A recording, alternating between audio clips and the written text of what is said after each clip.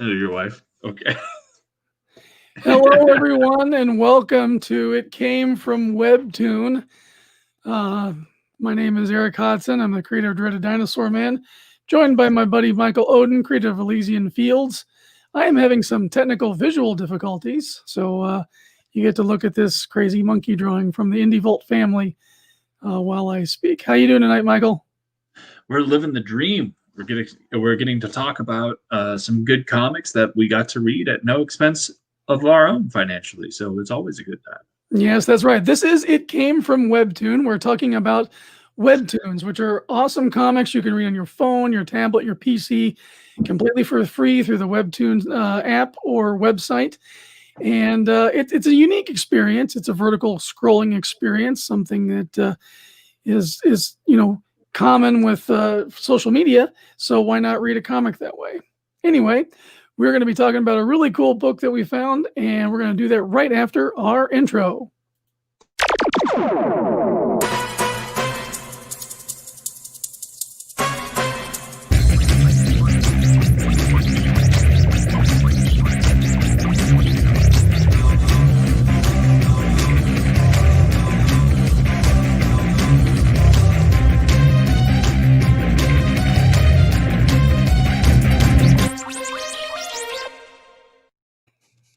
All right, we are back, and we've already got Edwin saying, "Hail, peeps." Yeah, what's up, Edwin? How you doing, man? Hail, man. How's it going? All right, so this was quite a treat. This is one of those things where you're like, how is this not super popular on Webtoon? Am I right? Yeah, no shit, right? So what are we talking about? What's this book called? So this is called The Black Coat, and so we were looking for our next webtoon to go for, and I was just going through categories, trying to find something interesting to follow up, and this thing came out, and it reminded me, like the thumbnail looked like Zorro, and I'm a huge Zorro fan, so I went and I clicked it, and quite the right call. This book is fantastic. And I mean, from a story standpoint, I think that their own pitch kind of sums it up perfectly. It's kind of like Zorro meets James Bond, set in pre-Revolutionary War era New England, and it's phenomenal. I mean, just look at the artwork there. The storytelling's great. The characters are really fun. The Black Coat is a fantastic hero character, and they are having him go against, obviously you've got the political tensions of that time, so he's going up against the British a lot, but he's also going up against these supernatural things, and there's a lot of just really cool stuff going on in this book, and it didn't shock me to find out at all. So these guys were effectively published comics for years back in the early 2000s with this character, and I don't think that it caught on, and so they're trying to, I guess, bring it back to life on Webtoon. And we were very surprised, Erik and I, to find that it only had like 64 subscribers with like 600 views or something like that. It's insane. This thing's beautiful. Yeah. My only complaint, and I'll get it over with, is that since this was a traditional comic, it's not really good to read it on the phone. Have it on my iPad, it's perfect on the iPad. That being said, they did a pretty good job getting the pages scaled. You can really enjoy the art. I did find myself zooming in on the phone so I could do some of the reading, but since I moved it over to my tablet, it's been an absolute amazing experience. It's the perfect place to do the reading on this. The artwork is absolutely incredible. It's a lush black and white world. As you were saying in the pre-show time, I don't think I would want to see this in color either.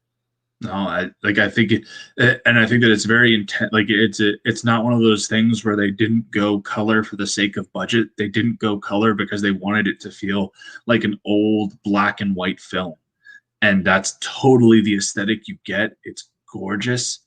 It feels like you're watching one of the old Guy Williams Zorro serials that they used to have is freaking amazing. It's such a good good book. Like you just look at how this action is happening, freaking him jumping off the exploding pirate ship after getting into a tussle on there.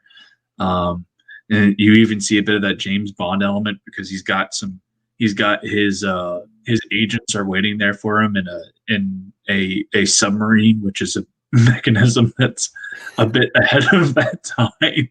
Yeah. I remembered some old Civil War stories where like the very first submarine was used in the Civil War. Yeah. And they had like 7 or 8 guys like hand cranking this thing. Yeah. To paddle it underwater. I mean, talk about like, well, why in the world you would not want to get into one of those things if it had just been invented? Hey, I'm going to put a boat underwater. Well, you want to try it out? No, thank you. How are we going to breathe? That's a great question.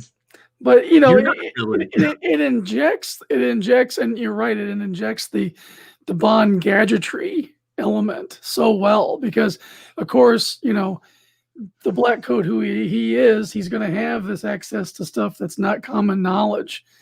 It's not something that people even know about. So I think one of my favorite things is the Harpoon Flintlock that you see later. Oh, where is that at? Let's oh man, goodness gracious, let me find it. I think it's in A Call to Arms number 3, part 1 or 2.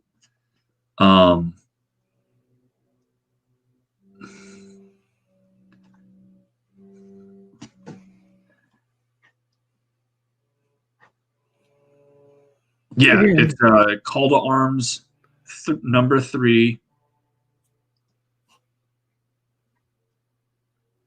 Is it part 2? Part 1. Part 1. Okay. It should start off, and you kind of got this this guy like this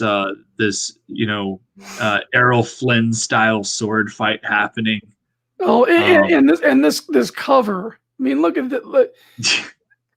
How is this not a popular printed book? I never heard of it either. But dude, it's freaking awesome. Gorgeous pulp stuff that I would gravitate to. It's so freaking cool. And then you scroll down and you see this beautiful homage sequence. It feels like something ripped straight from Zorro the Gay Blade from like the 1930s. It's awesome.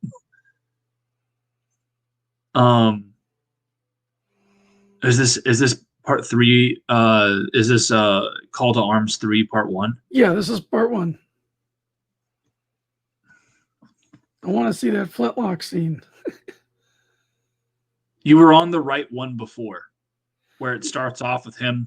So it is the next one. Okay. But this is still really good too. You can never go wrong here. And then you've got this dude in the bandaged face that's kind of like it is kind of his Professor Moriarty. There's a little bit of that Sherlock Holmes there too. You got this guy that's kind of okay. There we are. So this starts off, and then you see the chick pull out this freaking Harpoon Flintlock. There it is, right there. Look at how vicious that thing is. That is cool. Nefarious, hail chat. What's up, gents? Hey, Nefarious, good to have you. Thank you. But yeah, man, it's so freaking awesome. It's like it's dumb because it's also like, why would you have a flintlock with a harpoon? I mean, why not? And he was just like, okay, I dig it. That's the kind of thing that I would love to see, like on screen in a movie.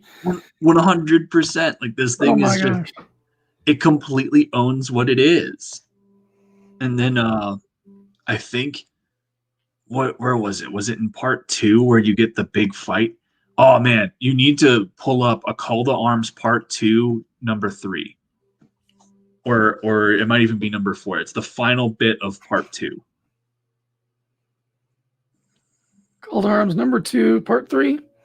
Yeah, I think so. All right. So you need to go back, I think, twice. Yeah.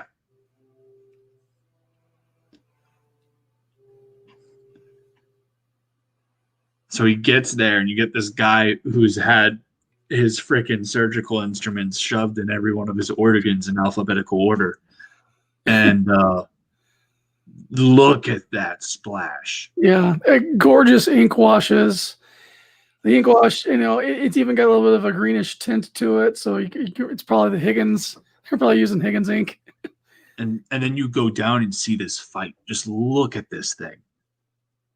Like, so you scroll down and you get this beautiful splash, and then right below it you get to see probably one of the cool, like some of the most dynamic fighting that I've seen in a comic in a minute. Like, this is freaking awesome. He's still got the surgical tools in him, and he's coming at him with like a sigh. Yeah.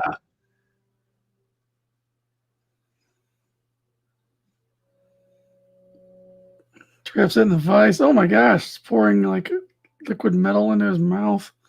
Yeah. Ooh, brutal. And he survives it. He's like a Frankenstein homunculus is the bad guy that he's going up against. It's so freaking nuts. Just look at that artwork too. The body kind of leaned back, and then he pops back up, and you're like, oh my god.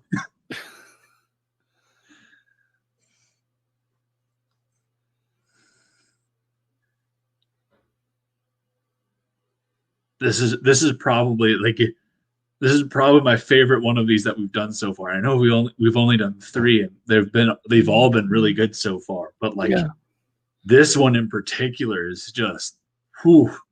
This is going to be a hard one. This book, I mean, it's not a competition. I mean, we're trying to get more eyeballs on stuff that we feel 100%. Needs more eyeballs on it. So it's one of those things, man. This is so cool. But yeah, this is something special that really it should be something that people should have the attention of.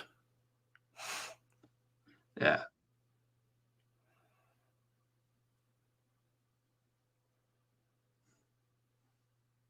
Goodness.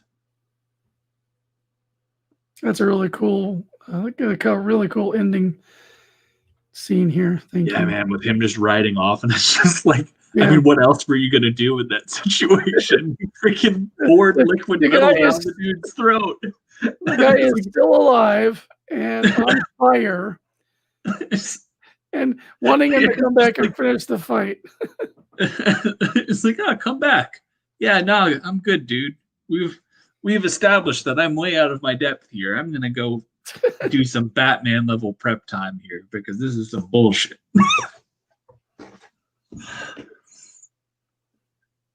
Yeah, definitely incredible.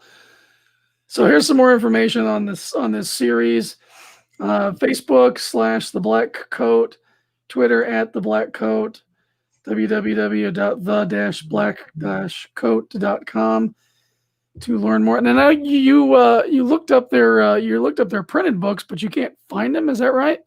So the way that it is they have printed books for sale on their website. There is just one problem. They are out of both the first issue and the first trade paperback. Oh no! They only have issues 2, 3, and 4 of the first arc, and I was just like, I want them all. And you've created a very big problem for me because I want all of them. I'm going to look up on Amazon really quick and see. The Black Coat. I love the fact that they have the cover art in there, because one of the things with a lot of webtoons, and I know I'm guilty of this myself, is I kind of just start the experience out. I'm not like creating cover art for it, other than outside of the thumbnail. But since this was a pre-printed book first, you start with the cover art, which really sets the tone. And this is the only time we're seeing any color. But again, it just like sets the tone for what you're about to experience really well. Again, you know what it reminds me of? So, you know what it reminds me of, Erik, is yes, only the color appears here, but it's just like those old black and white movies where the movie posters would be in color. Yep. And then you'd go in and there'd be these black and white films. It's freaking awesome.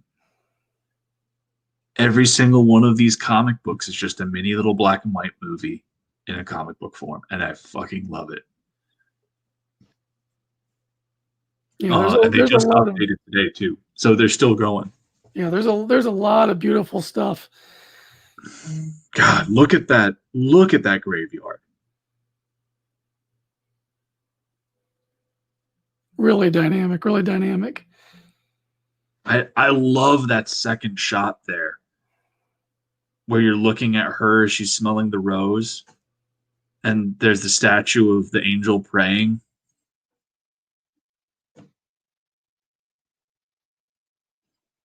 And we're joined by the Liberty Distribution logo. Hello. Hey, Varian. Hi. I know I just popped in. I wanted to let you guys know that right now you got 42,178 people listening live on Indie Vote Radio right now. Well, fantastic. Yeah. And right now, Australia is your top country listening. I was going to put a banner in here. That's all I was going to do is add a banner. And there is a question I was going to add that too for you guys to answer. Yeah, sounds good. I'll put the banner there and you guys can discuss that. I'm out of here. Bye. Where's the question? I'll put it up. Give me 1 second. Let me bring Erik back in. Let me see if he's there. Hold on. All right. So 42,178 of you. That's awesome. Thank you very much for tuning in. Hopefully you got access to the Webtoon app wherever you're listening from, and check out the Black Coat, which is what we're talking about right now. And awaiting the question that's being posed to us. Yeah, right. Varian comes in here. It says, "Oh, we got a question for you," and then just dips. Oh, here we go. Hey, it came from Webtoon. I got a title on Webtoon. What can I do to make my comic more attractive to be covered? Ryan. You don't really have to do much of anything. You just send us your Webtoon, and we'll check it out. Yeah, definitely do that. Send us a link so that we can look it over and bring it up. But as far as like, it's without seeing it first, it's hard for me to make precise judgment. Yeah. But generally, what you want to do is you really want to have a really attractive cover image. Yeah. There's the thumbnail that you upload for each individual issue. You got to realize people are looking at that very small, so you need something that's going to be a good hook right there, because a lot of times that little picture is going to be your first and only impression. There's thousands upon thousands of Webtoons that are in Webtoon Canvas, and it's a lot to go through. So if you when you update, you'll be up there on the brand new list of updated books, whatever your genre is. And as other members of that genre update, you're going to get knocked down, bumped down, bumped down. So you really want to make sure that you have an eye-catching, grabbing image right there in the beginning, something that'll get somebody to at least click on it. From there, make sure your description is nice and succinct. Remember, it doesn't all show, so make sure like your first couple sentences are a good hook sentence. That way they'll click on, they'll want to know more and read more of the description. And, and just generally try to do those things. Other than that, tell people about it all the time. Be on Twitter, be active, Facebook, wherever you can. I try to post about Dinosaur Man in every webcomic forum that I'm a part of. Every time I post a new episode, and I know people are probably, I don't shut up about it on Twitter, so I'm always posting a link to it. Hey, have you checked out my Webtoon? So the only thing that annoys me, Erik, is I don't have another update to read yet. I know. I got myself sidetracked trying to make a video game for it because it's the way my brain works. So I was doing pixel art for a 2D platformer all vacation. Oh my God.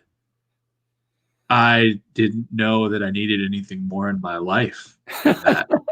So you let me know. It's a really cool program. Dinosaur, the 2D Metroidvania puzzle game, because I will throw money.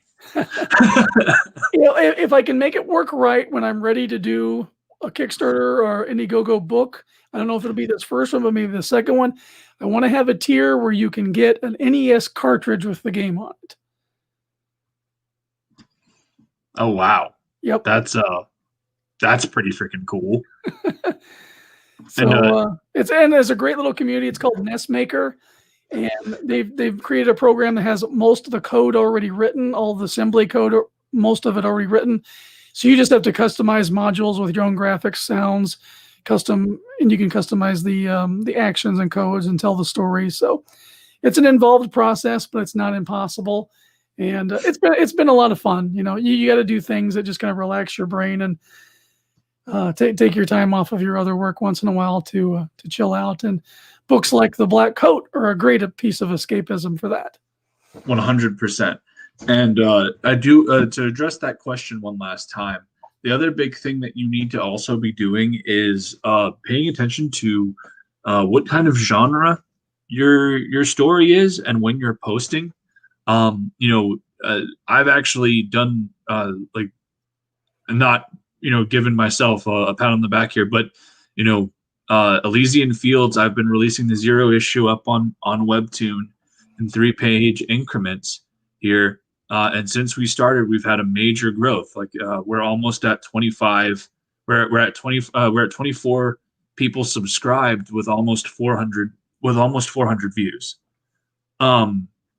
So like it's also like and that was a big thing that, you know, I went to Erik about, and I asked him like what time do you recommend posting these? And there's a lot of analytics behind it, and so you just got to go look at when other genres that are in, when other stories that are in the same genre as you are posting, and pay attention to when they are doing that kind of schedule around there, and also just be good about what different genres and subcategories your story fits in.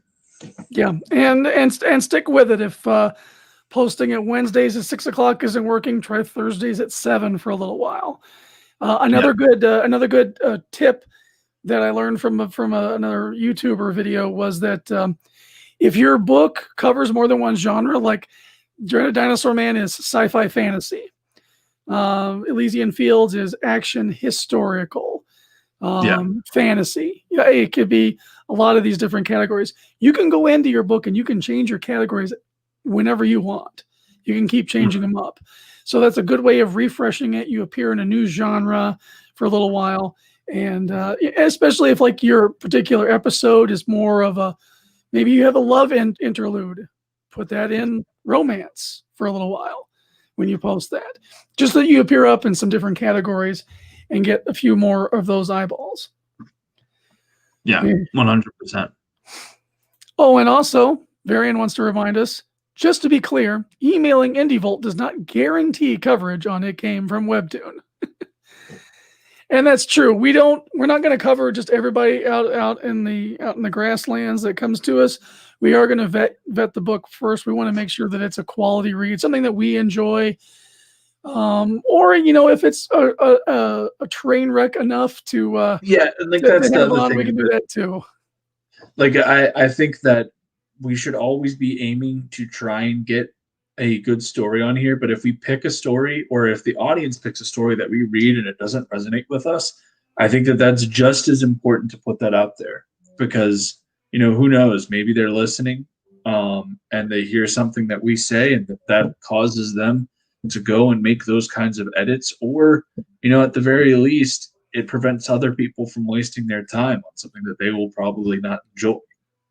So, as the fact of the matter is not every book is going to be a winner.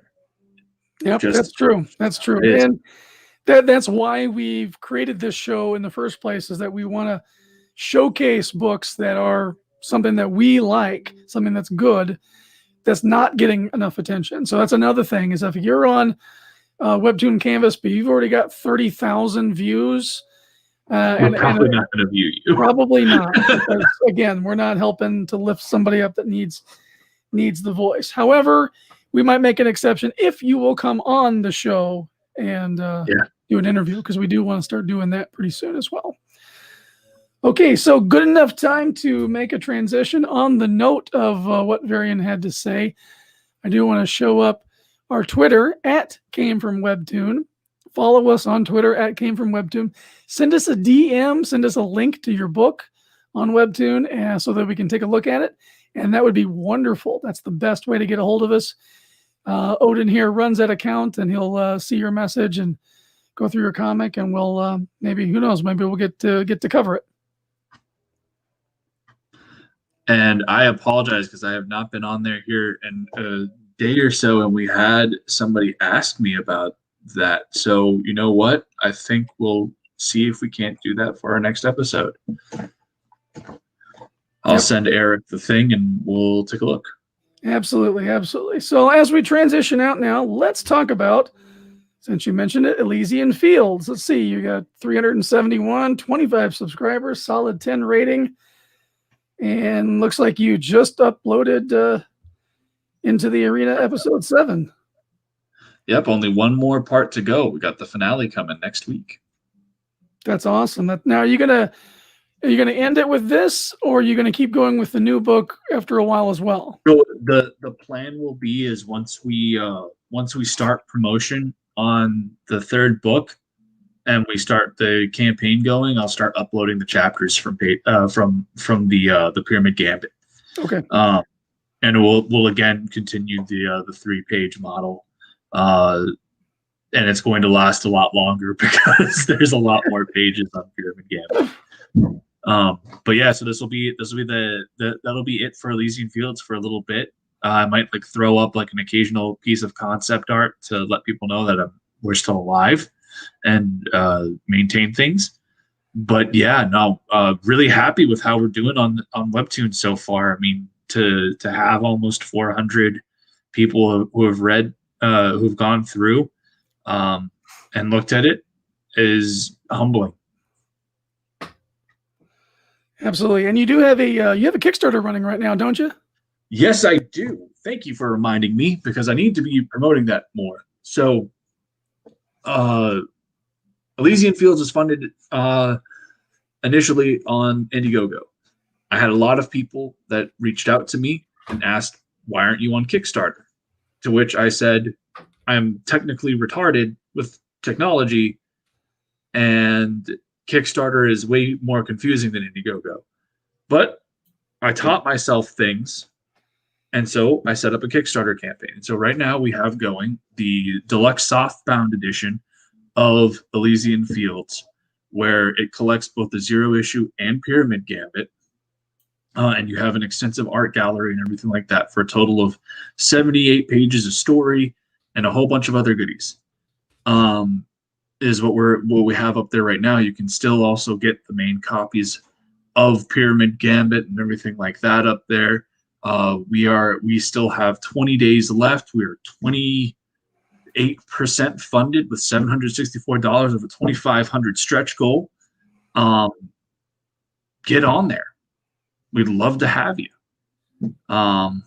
Yeah, and that's our big Kickstarter right now. And then we also just launched the mailing list for our next IP as well. And this is our campaign. All right. So make sure you head over to Kickstarter, check out Elysian Fields on there, and jump in on that. We want to definitely make sure that gets funded as best as possible. Also, you want to tell us anything about your new project? You know what? I think I will. So the next project that we have coming out is called The Embrace.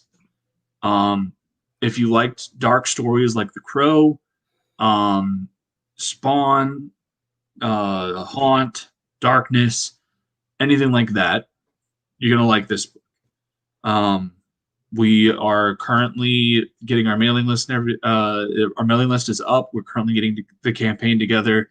The book is going to be the first issue of a mini series with 30 plus pages of story. The artwork is being done by an up and comer named Dean James. He's phenomenal. Our colors are being done by Avery Ferdinand, who's done things on Harlan Buck, Operation Eclipse, a few other great projects. And we have the Barton brothers are doing a variant cover for us, which Corey is actually coloring live right now on How to Draw Comics. So come check us out. I'll post the mailing list here so you guys can go check it out. And Yeah, signing up for this mailing list will make you eligible for a free pinup. We're getting Jim O'Reilly to go do another pinup for us, like he did in the for the Zero issue of Elysian Fields.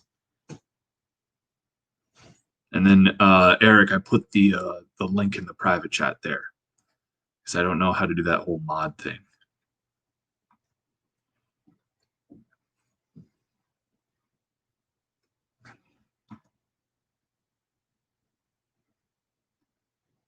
And so yeah.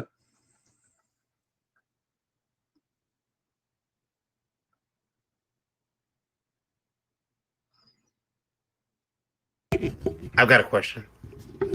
Yes, very. Yeah, I just as now the embrace. What I'm excited for the embrace is because this is different than what you usually do. You usually have you know you're much like Professor Trico, one of the history buffs I know. So yeah, we have conversations about things that have happened historically. The embrace is you kind of stepping into more of a superhero style character. Are you nervous about that at all? Very. But I will say, so we have the man called Kimasabi from YouTube is our editor of the book, and he read the script, and I am very happy to say that he really enjoyed the script, but more than that, I apparently almost brought him to tears at one point. So I'm going the right way. I am super nervous, but I do think that this project is going to be special. I think that people are going to really enjoy what they see here. And, between Dean James's line work and Avery's color, I really think that what we're going to have is something that will be talked about for a bit. Very cool.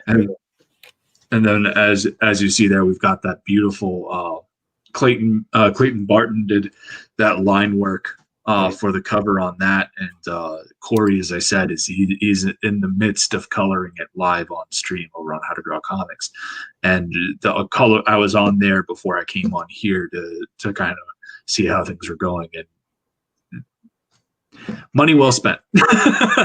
Yeah, I'm excited for that book. I did sign up for the mailing list, so I know it I all greatly appreciate it, Barry. Knowing you guys all personally. I'm like, hey, give me the book. I'm gonna put the last question up here. Right now you're at 47,743 listeners. Not sure if you guys seen I changed the banner at the bottom, but I'm putting the next question up here and let you and Eric get to it.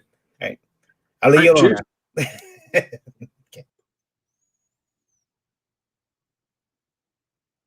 Why do you guys think that Webtoon has grown and conquered webcomics arena instead of Tapas? Otherwise, this show would be called It Came from Tapas or Go Comics. Why is Webtoon better in your professional opinions, please? So I don't know much about Tapas. But I do know that I think one of the big things that Webtoon has going for it is they had a few series that hit some really big mainstream acclaim. Granted, it was series I believe that they invested in. You got Lore Olympus and Tower of God, I think is what it's called. God of High School. Yeah, like you've got a lot of books on there that are not only doing very well from like a viewer standpoint, but like they're getting Netflix deals and they're getting anime. Like Crunchyroll partnered with Webtoon to make anime of a few of their series. So like I think that that's probably the biggest thing for their success is their ability to get series on there that got noticed very quickly and are being brought to other avenues of media. Yeah, and Webtoon is doing their due diligence. I remember back when we had a thing called comic book conventions. They would randomly show up at different cons, set up huge booths, sponsor artist alleys. It was incredible. I had a really good conversation with the Canvas art editor about Dreaded Dinosaur Man when I was down in Houston for a show. and they just made their presence known, and they want to be the Marvel of web comics. And take Tapas for what it is. There's some good stories on there. Just it doesn't happen to be something that I've invested any time in because I'm already published on Webtoon. So I've been looking at the Webtoons, and they have a huge library too. There's actually a few other ones out there too that do this. And again, he mentioned Go Comics and some others. I was originally published first through drunkduck.com, which became the Duck Web Comics with my old Chad the Fat Kid strip. So that was back in the very early days where web comics were just kind of having a golden age. And but now we're just so used to the format through scrolling through our news feeds that it just makes sense to do these comics in this vertical scrolling fashion. Now there is one that I was introduced to shortly. Gosh, what was the name of that book? It was like the it's here in my thing, and this is one of the Webtoon originals. It is called Up and Out. Now, if I brought it up here on the computer or on my tablet, it would scroll normally, but if I bring it up on my phone, it scrolls horizontally, which I've never seen that in a Webtoon before. So it might be a special feature for Webtoon originals, kind of like the music and the limited animation is for some of them. But I'm curious to see if maybe they've just snuck in the ability to do a traditional left to right scrolling comic that's more Western style in the last few weeks. I don't know. I haven't seen that yet in my dashboard, but that would be pretty cool to have it both ways, wouldn't it? Yeah. All right. Well, before I wrap up, I do need to do a little bit of my own self-promotion here with Dreaded Dinosaur Man. And 7 chapters, 8th chapter is still in production. Hopefully we'll be talking about the new 8th chapter next week that gets uploaded. Hopefully it'll get done in time. Just got slowed down because of getting distracted by video game making and the new year and holiday stuff. But in all seriousness, I want that side scroller. I want it. Yeah, no, you look it up on your phone. That up and now comic. It was pretty interesting to see that it actually it's a side scroller, which is kind of cool. Up and Out, comics by Julia Kay, and that is a Webtoon Originals. That's one of their sponsored books. All right, so Dread Dinosaur Man, episode 7, still in the Outlands. We've got stuff to resolve there, but I'm really looking forward to telling the next 2 or 3 chapters of that because the storyline is really kind of ramping up for me. Getting to a certain point to where I can start to talk about the story for or at least leaving more hints for the story that's going to be the published on Indiegogo crowdfunding book.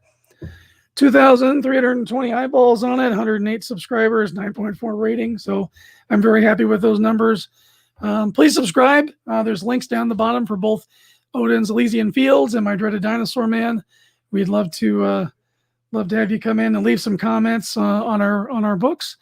And please, once again, check out the Twitter. It came from Webtoon. And send us a link to a comic that you think might be featured. Remember, we're looking for ones that need to get the spotlight, that haven't, they're not as growing as fast as they should. And the underdogs, so to speak. And, drop us a line, drop us a question there. It'll be easier for us to read questions from the Twitter than coming in through IndieVolt Radio. Just because Varian's not always running the back end, waiting in the wings in the back end like he was tonight, which was great to have him on. Anything else? I think that's it. And we got a few people hoping to get some series up on here.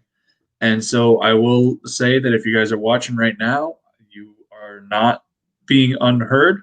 I am taking a look at the things that you've sent me, and I'll get them over to Erik, and we'll take a look and figure out what we're going to do next. Sounds great. And make sure you check out this week's comic, The Black Coat, on Webtoon. It is a wild ride. It is James Bond meets Zorro.